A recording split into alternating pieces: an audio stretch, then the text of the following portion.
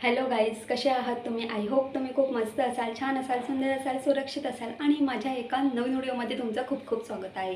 तर पहा, आज आपण काय करणार आहोत. तर इथे माझ्याकडे हे नायलॉन साबुदाणे आहेत. तर या नायलॉन साबुदाण्यापासून आज आपण गोड चिवडा करणार आहोत. तर पहा, हा जो गोड चिवडा असतो ना, हा उपवासाला करतात आणि हा गोड चिवडा उपवासालाच खाल्ला पाहिजे का, तर असं काहीच नाही आहे. तर पहा, आता काय झालं माहिती आहे का, मुलांच्या परीक्षा संपलेल्या आहेत, मुलांना शाळेला सुट्टी लागलेली आहे आणि अशा वेळेस मुलांचं काय असतं माहिती आहे का, त्यांना अशा वेळेस शाळा नसते म्हणून मुलं खाली गार्डनमध्ये खेळतात किंवा गार्डनमध्ये खेळून झाली मग घरी येतात, थोडा वेळ टी व्ही बघतात, मग पुन्हा त्यांचं घरातल्या घरामध्ये ते लुडो वगैरे काय काय ते खेळत असतात. पण हे सगळं करता करता त्यांना ना अगदी छोटी छोटी अशी भूक लागलेली असते.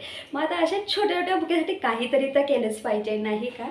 तर म्हणून मी या छोट्या छोट्या बुकेसाठी छान मस्त आज आपण नायलॉन साबुदाण्यापासून छान मस्त गोड चिवडा करणार आहोत. तर हा व्हिडिओ शेवटपर्यंत पहा. जर तुम्हाला माझा व्हिडिओ आवडला असेल तर माझ्यावर लाईक शेअर करा आणि माझ्या चॅनलमध्ये नवीन असाल तर माझ्या चॅनल सबस्क्राईब करायला अजिबात विसरू नका. तर चला, वेळ वाया न घालवता पटापट रेसिपीला सुरुवात करूया. आज आपण नायलॉन साबुदाण्यापासून गोड चिवडा तयार करून घेणार आहोत. तर पहा, इथे मी एक बाउल भरून नायलॉन साबुदाणा घेतलेला आहे. तर पहा, हा जो साबुदाणा आहे तर तुम्हाला चिवडा किती क्वांटिटीमध्ये हवा त्यानुसार तुम्ही नायलॉन साबुदाणा घेऊ शकतात. इथे मी अर्धी वाटी शेंगदाणे घेतलेले आहेत, त्याचप्रमाणे मी अर्धी वाटी मी इथे साखर घेतलेली आहे. आता या साखरेपासून आपल्याला पिठी साखर तयार करायची आहे. तर ही जी साखर आहे, ही साखर आपल्याला ग्राइंडरच्या भांड्यामध्ये ॲड करून घ्यायची आहे आणि छान मस्त ग्राइंड करून घ्यायची आहे.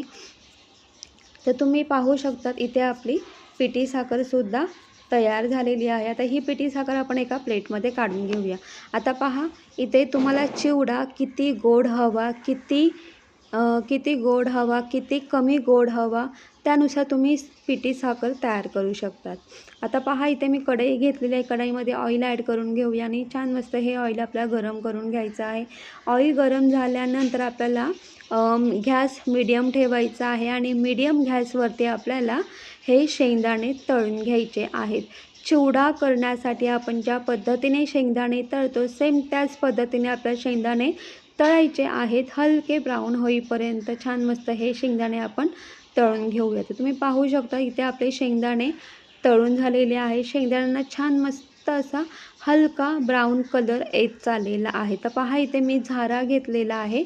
आता आपल्याला हे शेंगदाणे झाऱ्यामध्ये ॲड करायचे आहेत, म्हणजे एक्स्ट्रा जो काही ऑइल असेल ना तो निघून जाईल, म्हणजे आपला जो चिवडा आहे तो तेलकट अजिबात होणार नाही. म्हणून इथे मी झाऱ्याचा वापर केलेला आहे, जेणेकरून एक्स्ट्रा जोही काही ऑइल असेल ना तो निघून जाईल. तर पहा, इथे शेंगदाणेसुद्धा आपले तळून झालेले आहेत. आता हे जे शेंगदाणे आहेत, हे शेंगदाणे आपल्याला एका प्लेटमध्ये ट्रान्सफर करून घ्यायचे आहेत. हे शेंगदाणे एका प्लेटमध्ये ट्रान्सफर करून झाल्यानंतर हे शेंगदाणे पूर्णपणे आपल्याला थंड करून घ्यायचे आहेत आणि हे शेंगदाणे थंड झाल्यानंतरच आपल्याला हे शेंगदाणे म्हणजे गोड चिवड्यामध्ये ॲड करायचे आहेत. तर चला, आता शेंगदाणे तळून झालेले आहेत, तर आता आपण नायलॉन साबुदाणा तळूया. आता नायलॉन साबुदाणा तळताना खूप काळजी घ्या, कारण काय होतं, जेव्हाही आपण नायलॉन साबुदाणा तेलामध्ये सोडतो तेव्हा हा नायलॉन साबुदाणा ना अगदी तडतडतो आणि तडतडताना काय होतं, बरंचसं जे ऑइल आहे ना ते कढईच्या बाहेर पडतं, अगदी डॉटने बाहेर पडतं आणि उडतंसुद्धा. म्हणून नायलॉन साबुदाणा तेलात सोडल्यानंतर गॅसजवळ उभं राहू नका, थोडं लांब उभं राहा आणि तुमच्याकडे थोडं झारा वगैरे असेल ना तर झाऱ्याने छान मस्त आपल्याला असं म्हणजे नायलॉन साबुदाणा असं तेलामध्ये थोडं डीप करायचं आहे, जेणेकरून हा साबुदाणा छान मस्त तळला जाईल. आणि एक लक्षात ठेवा, जोपर्यंत हा जो साबुदाणा आहे याचा तेलात तळताना तडतड जो आवाज होतो तो जोपर्यंत बंद होत नाही तोपर्यंत आपल्याला हा साबुदाणा तेलामध्ये तळून घ्यायचा आहे.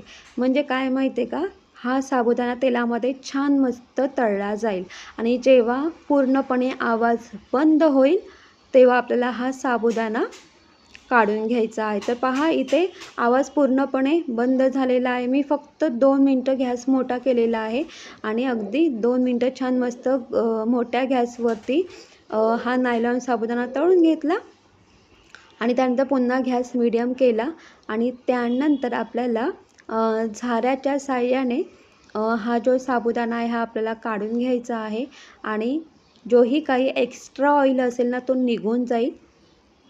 आता पहा इथे जसं मी तुम्हाला सांगितलं की हा साबुदाणा तेलात टाकल्यानंतर पूर्ण तडतडतो आणि तेल उडण्याची खूप शक्यता असते आणि मुळात तेल उडतंच. आता एवढंच सांगेल की ना काय होतं माहिती आहे का, आपण काय करतो तेलामध्ये साबुदाणा टाकतो आणि तो ना असा तडतड आवाज आला की आपण खूप घाबरतो आणि त्या घाबरून आपण काय करतो तो हां, साबुदाणा दिसतो ना फुललेला, मग लगेच काढायचा. पण याच्याने ना भले तुम्हाला तो साबुदाणा वरतून फुललेला दिसेल, पण तो आतून कच्चा असतो आणि मग तो चिवडा खाताना आपल्याला मग तो ते आतमध्ये ना असे कच्चे दाणे आपल्याला दाताखाली येतात आणि ते आपल्याला ते जाणवतात. म्हणून सांगते की तेलामध्ये पूर्णपणे आपल्याला हा साबुदाणा तळून घ्यायचा आहे. जोपर्यंत तडतड असा आवाज बंद होत नाही ना, तोपर्यंत हा साबुदाणा तळून घ्यायचा आहे. तर पहा अशा पद्धतीने मी हा साबुदाणा तळून घेतलेला आहे. आता हा साबुदाणा पूर्णपणे तळून झाल्यानंतर थंड करायचा आहे. तर तुम्ही पाहू शकतात इथे छान अशा पद्धतीने बघा दाबल्याबरोबर छान मस्त याचा चुरा होतो.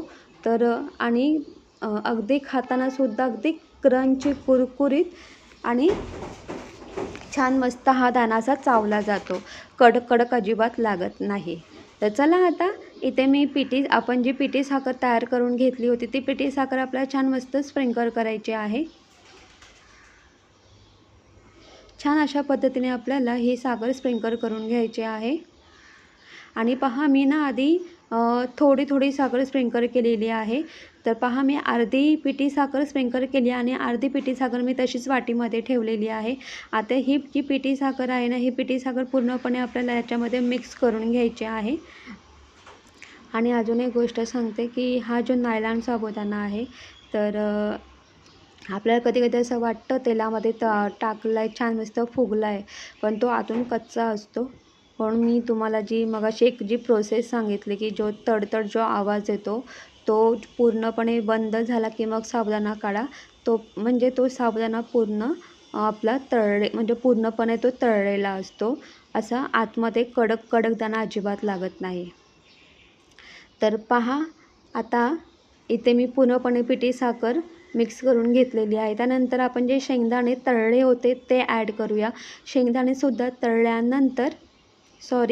तळलेले शेंगदाणे आपल्याला या चिवड्यामध्ये ॲड करायचे आहेत आणि त्यानंतर जी उरलेली पिठी साखर आहे ना ती ॲड करूया आणि पुन्हा एकदा छान व्यवस्थित मिक्स करून घेऊया. आता तुम्हाला एवढं सांगेल की बा मी आधी थोडीशी पिठी साखर ॲड केली, मग ती मिक्स करून घेतली आणि पुन्हा शेवटी पिठी साखर ॲड केली आणि ती मिक्स करून घेतली.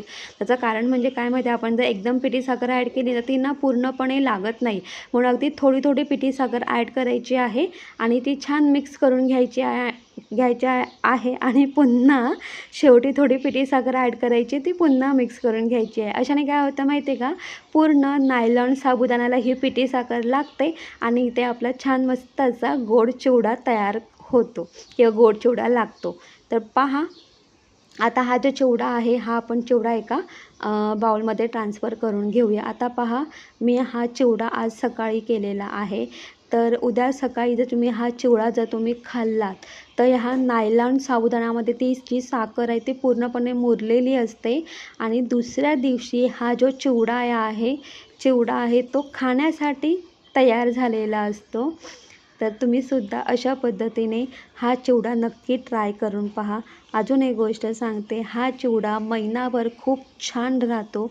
अगदी तुम्ही आणि खरं म्हणजे हा उपवासाचा चिवडा आहे, पण आपण इतर वेळेसुद्धा हा चिवडा नक्कीच खाऊ शकतो. तुम्हीसुद्धा नक्की ट्राय करून